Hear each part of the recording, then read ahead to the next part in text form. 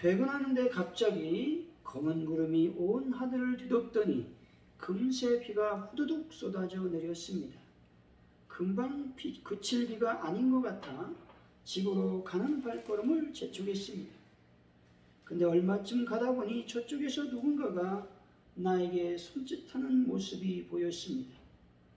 고목처럼 여인 팔을 이리저리 흔들며 웃고 계신 분은 다름 아닌 아버지였습니다.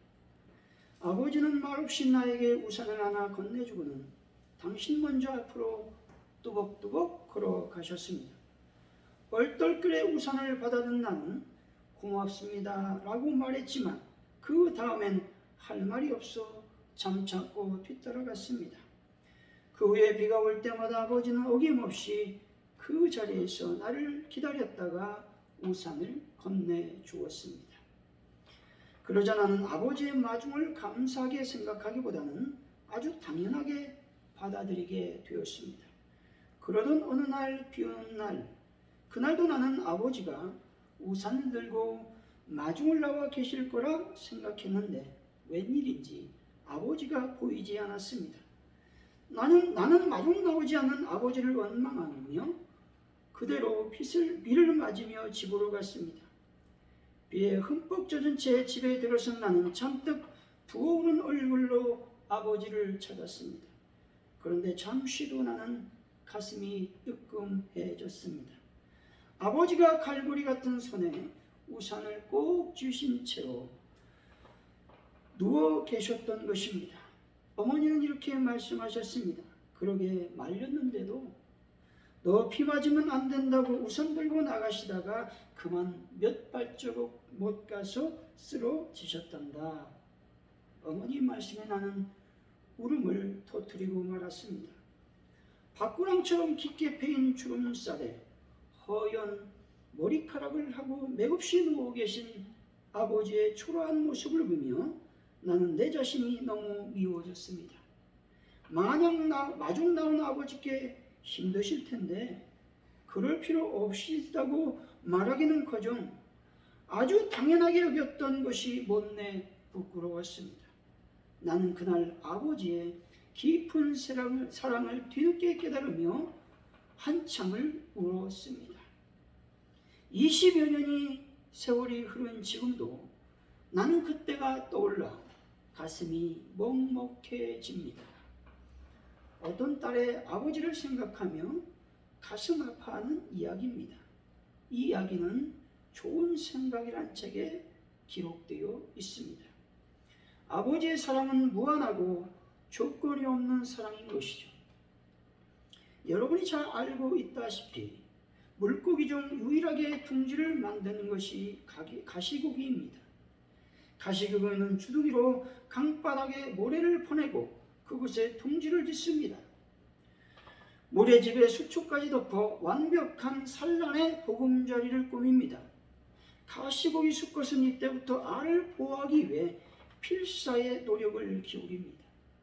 몸집이 큰 물고기들과 처절한 싸움도 불사합니다. 알의 산소를 공급하기 위해서 부지런히 그것을 넣고 꺼내는 작업도 잊지 않습니다.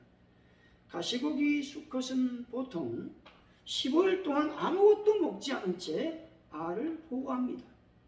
그리고 알이 부화할 무렵 둥지 옆에서 장렬하게 죽습니다. 영문도 모르는 치어들은 무심하게도 제 아비의 살을 뜯어먹으며 성장하게 되는 것이죠. 가시고기는 치어를 위해 생명을 바치고 최후에는 몸까지 내어놓습니다. 그 부송이로 인해 가시고기의 부화율은 90%를 웃돌게 된다는 것입니다. 자신을 내어준 사랑이 바로 아버지의 사랑인 것입니다. 자녀들 위해 아낌없이 모든 것을 내어준 것이 아버지의 사랑이라 말씀입니다. 오늘 본문은 탕자의 비유입니다.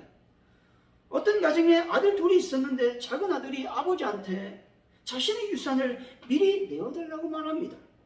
그리고 그 둘째 아들은 외국으로 가서 허랑방탕하며 유산을 모두 써버리게 됩니다. 먹을 것이 없자 돼지를 돌보는 일을 하면서 하루하루 고단한 삶을 살아가게 됩니다. 근데 그때 흉년이 들었습니다. 그래서 먹을 것이 없었습니다. 주엽나무 열매도 없는 상태에서 충격적으로 그는 생각합니다. 이제 아버지 집으로 돌아가야 되겠다 결단하게 되는 것이죠. 아들이 나간 사이 아버지는 항상 동구밭에 나가 아들이 오기만을 기다리고 있습니다. 이때 작은 아들이 돌아오자 아버지는 마을잔치를 열게 됩니다. 이런 아버지 행동에 속상한 큰아들은 아버지한테 화를 내며 집에 들어가려고 하지 않자 아버지는 그 아들을 설득해서 함께 잔치를 즐기게 됩니다. 오늘 말씀을 통해서 아버지의 마중이라고 하는 제목으로 하나님의 말씀을 나누겠습니다. 첫째, 나의 것을 당연히 나의 것으로 인정하지 말아야 된다는 겁니다. 우리 12절이죠. 한번 읽어봅니다. 시작. 그 둘째가 아버지에게 말하되 아버지여 재산 중에서 내게 돌아올 분깃을 내게 주소서 하는지라. 아버지가 그 살림을 각각 나누어 주었더니 아멘.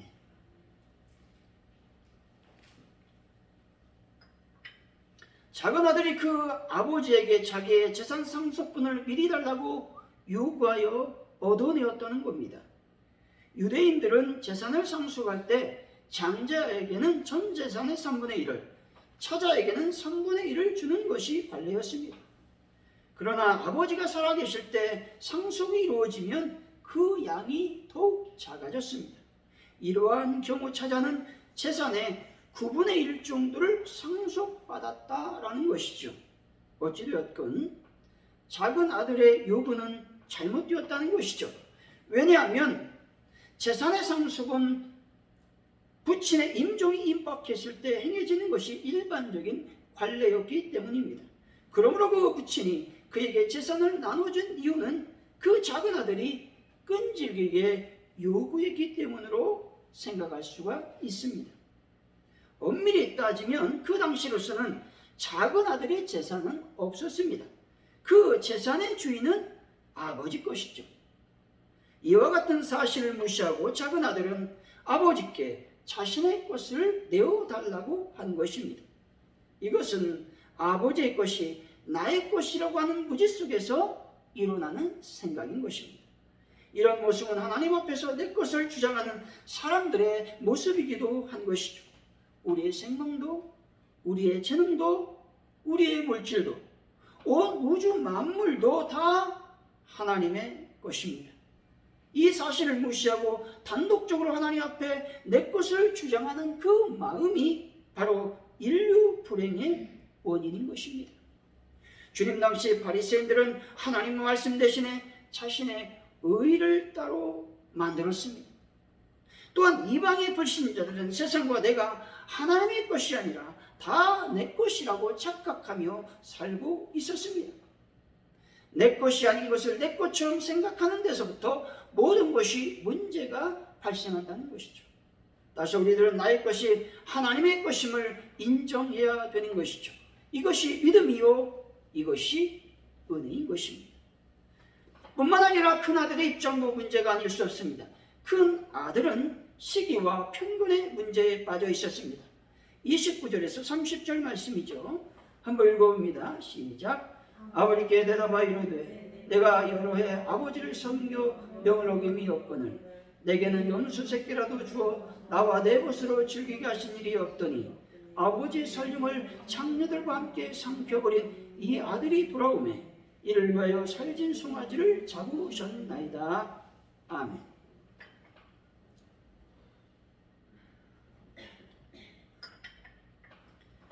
큰아들의 아버지에 대한 불만이 오래 계속되었음을 알 수 있습니다. 큰아들의 불만은 첫째로 작은 아들만 편애한다는 항변이었습니다. 그런데 큰아들은 아버지가 두 아들 똑같이 사랑하고 있다는 사실을 알지 못했습니다. 둘째로 공의에 어긋난다고 말하고 있습니다. 나는 열심히 일했고 봉사했는데 나한테는 아무런 보상도 하지 않고 작은 아들은 문제였고 재산을 낭비했는데 잔치를 베풀고 있다는 것입니다. 큰아들은 아버지의 전 재산이 자신의 것이 된다는 것을 알지 못했던 것이죠. 큰아들처럼 열심히 봉사하고 헌신한 분들이 서운함과 섭섭함 때문에 신앙에서 멀어지는 경우가 있습니다. 따라서 믿음은 묵묵히 헌신하는 것이죠. 누가 칭찬을 하건 말건, 누가 욕을 하든지 말든지 하나님만 바라며 천국의 상급을 위해서 한 걸음 한 걸음 천국을 향해 걸어가는 것입니다. 네덜란드의 한 시인이 꿈에 천국에 갔습니다. 한 천사가 나와서 그를 맞으며 금빛 나는 책을 보여주었습니다. 시인은 천사에게 그것이 무슨 책입니까? 물어보았더니 천사는 당신의 삶을 기록한 책입니다 라고 말했습니다. 시인은 자신의 삶을 기록했다고 하는 말에 호기심이 생겨서 가까이 다가가 첫 장을 열어보았습니다. 거기에는 깨알 같은 글씨가 빽빽히 적혀 있었습니다. 시인이 그 내용이 무엇이냐고 묻자 천사는 당신의 악한 행동들을 기록해 놓은 것입니다 라고 말했습니다. 시인은 두려운 마음이 들었습니다. 그래서 천천히 다음 장을 넘겨보았습니다. 이번에는 아까보다 더 많은 글이 적혀 있었습니다. 천사는 당신이 했던 사악한 말들입니다 라고 말했습니다. 다음 장을 보니 더 빽빽했습니다. 천사는 이것은 당신이 했던 악한 생각입니다 라고 설명해 주었습니다. 이제 그는 다음 장을 넘길 엄두가 나지 않았습니다. 그러다 천사가 넘기는 데 보니까 온통 검정색으로 칠해져 있었습니다. 놀란 그에게 천사는 이것은 당신의 악한 마음입니다 라고 말했습니다. 그러면서 검은 마음에서 악한 생각이 나오고 악한 생각에서 악한 행동들이 나온다 라고 말했습니다. 그제서야 시인은 자신이 변명할 수 없는 죄악 덩어리라고 하는 것을 깨닫게 되었습니다. 꿈에서 깨어난 시인은 자신의 죄악을 다시 한번 회개하고 하나님의 은혜가 얼마나 큰지 깨닫게 되었습니다. 셀 수 없는 죄악을 다 용서해 주신 하나님의 은혜에 대해서 감격했습니다. 그래서 늘 언제나 살아가면서 자신의 것들을 내 것으로 취하지 않고 하나님의 것으로 고백하며 살았습니다. 마찬가지로 우리는 죄 중에서 태어나서 죄악 가운데 살다가 죄악 가운데서 죽을 수밖에 없습니다. 오직 하나님의 은혜로 예수님께 나아가야 살 길이 열리는 것입니다. 고린도전서 15장 10절이죠. 그러나 내가 나 된 것은 하나님의 은혜로 된 것이니 내게 주신 그의 은혜가 헛되지 아니하여 내가 모든 사도보다 더 많이 수고하였으나 내가 한 것이 아니요 오직 나와 함께 하신 하나님의 은혜로라 말씀합니다. 여러분 된 것은 오직 하나님의 은혜임을 고백하시기 바랍니다. 예수님께로 나와서 회개한 우리들은 예수님의 은혜로 용서를 받고 구원받았음을 믿으시기 바랍니다. 하나님의 은혜가 얼마나 큰지 깨닫는 자가 자신의 것들을 자신의 것들로 인정하지 않고 하나님의 것으로 고백하며 살게 되는 것입니다. 사랑하는 성도 여러분, 나의 것을 내 것으로 취하지 마시고 모든 것이 하나님의 것임을 인정하는 분들이 다 되시기를 예수 이름으로 간절히 축원드립니다. 둘째, 아버지의 마음을 알게 됩니다.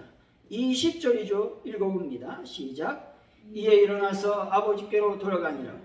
아직도 거리가 먼데 아버지가 그를 보고 측은히 여겨 달려가 목을 안고 입을 맞추니. 아멘. 아버지는 끊어진 아들과의 관계를 회복시켜 주십니다. 먼저 아버지는 늘 멀리 떨어진 곳에서도 아들인 것을 알아보았습니다. 아버지는 늘 밤마다 아들 때문에 편한 잠을 잘 수 없었을 것입니다. 그리고 늘 대문을 열어놓고 잠을 설쳤을 것입니다. 대문이 삐걱 소리만 들려도 눈을 뜨고 아들이 아닌가 내다보았을 것입니다. 둘째로 아들을 측은히 여겼습니다.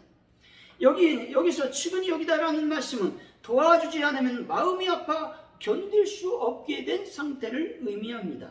다시 말해서 아버지는 아들을 불쌍히 여겼던 것입니다. 셋째로 아버지는 급히 달려갔습니다. 아들이 올 때까지 기다리지 않고 아들 있는 곳으로 달려갔다는 것이죠.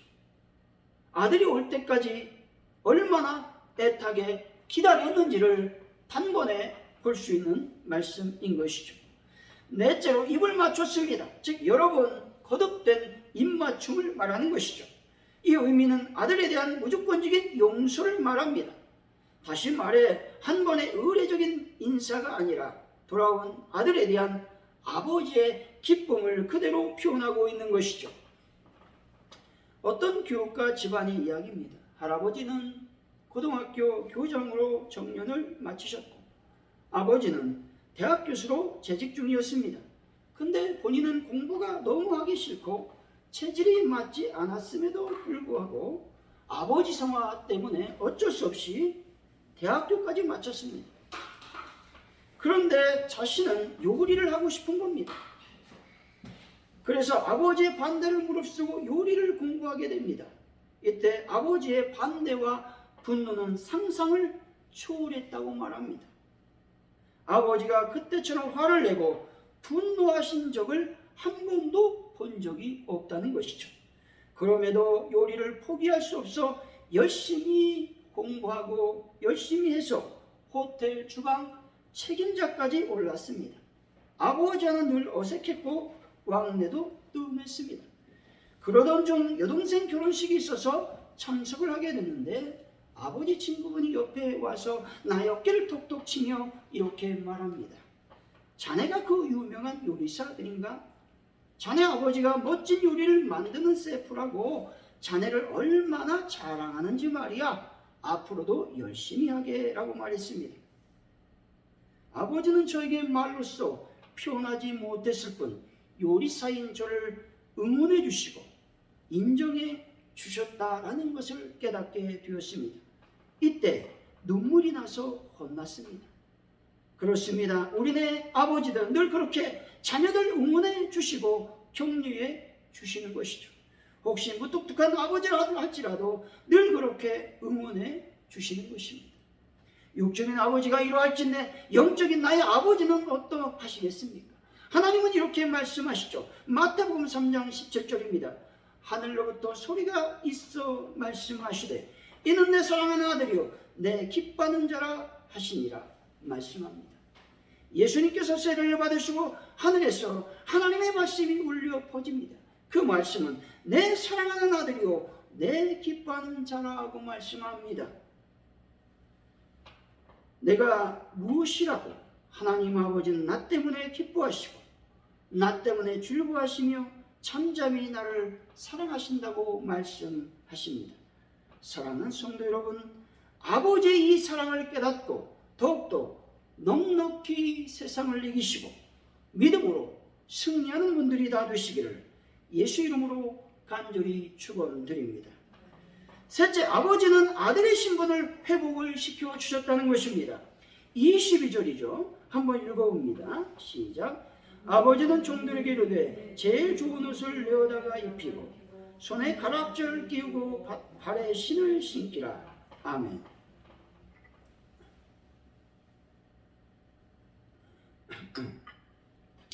먼저 제일 좋은 옷을 입히게 됩니다. 여기서 제일 좋은 옷은 고대 근동에서는 큰 영예를 의미합니다. 이 당시 왕이 공로가 인정되는 신하에게 포상으로 귀중한 옷을 입혔습니다. 따라서 아버지 집에서 가장 좋은 옷을 입혔다라는 것은 아들의 죄를 탕감해 주는 것입니다. 뿐만 아니라 아들로서의 모든 권리가 여전히 유효한 것임을 인정해 주는 것이죠. 두 번째로 아버지는 아들에게 가락지를 끼워 주었습니다. 다시 말해서 이 말은 작은 아들이 아버지의 귀한 소유임을 나타내는 행동인 것이죠. 그리고 아버지의 권한을 위임받은 귀한 존재라는 사실을 선포하고 있는 것입니다. 큰 아들의 재산까지 사용할 수 있는 권한을 주었다는 것이죠. 이것 때문에 큰 아들이 불만했다라는 것이 이해가 가는 대목입니다. 셋째로 신발을 신겨줍니다. 다시 말해서 그가 자유인의 권리를 회복하게 되었음을 의미합니다. 당시의 종들은 맨발로 다녔습니다. 먼 나라에 가서는 다른 사람의 머슴의 신세였던 작은 아들이 아버지 집에서는 자유인의 삶을 살게 되었다라는 말입니다. 작은 아들은 자신의 잘못을 뒤로하고 새 사람이 되었습니다. 어떤 사람이 갑자기 시력이 나빠져서 앞을 볼 수 없게 되었습니다. 병원에 가서 수술을 받고 시력이 회복되었습니다. 그런데 문제가 기억 상실증에 걸리게 되었습니다. 지난 날은 까맣게 잊어버리게 되었습니다. 의사는 너무 당황해서 재수술을 실시했습니다. 그러나 이번에는 기억은 돌아왔는데 또다시 시력을 잃게 되었습니다. 할 수 없이 의사는 환자에게 물어봅니다. 양자택일을 해야 되는데 어느 쪽을 택하시겠습니까? 시력입니까? 아니면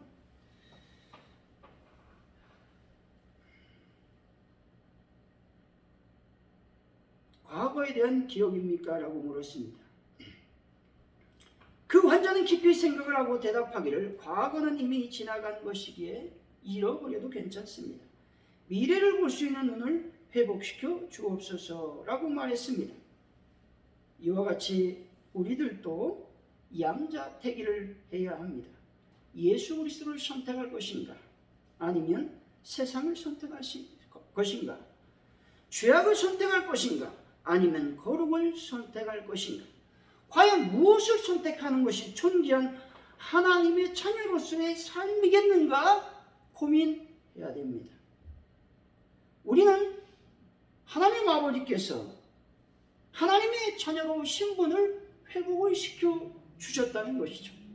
때문에 우리들은 무엇을 선택해야만 되겠습니까? 결론적으로 말하면 아버지의 마중을 통해 나의 모든 것이 하나님 것임을 알아야 됩니다. 그리고 아버지는 아들의 신분을 회복시켜 주셨고 아버지의 마음도 알게 되었습니다. 사랑하는 성도 여러분, 아버지의 마음을 알아 더욱 기쁘고 즐거운 삶을 살아가는 귀한 분들이 되시기를 예수 이름으로 간절히 축원드립니다.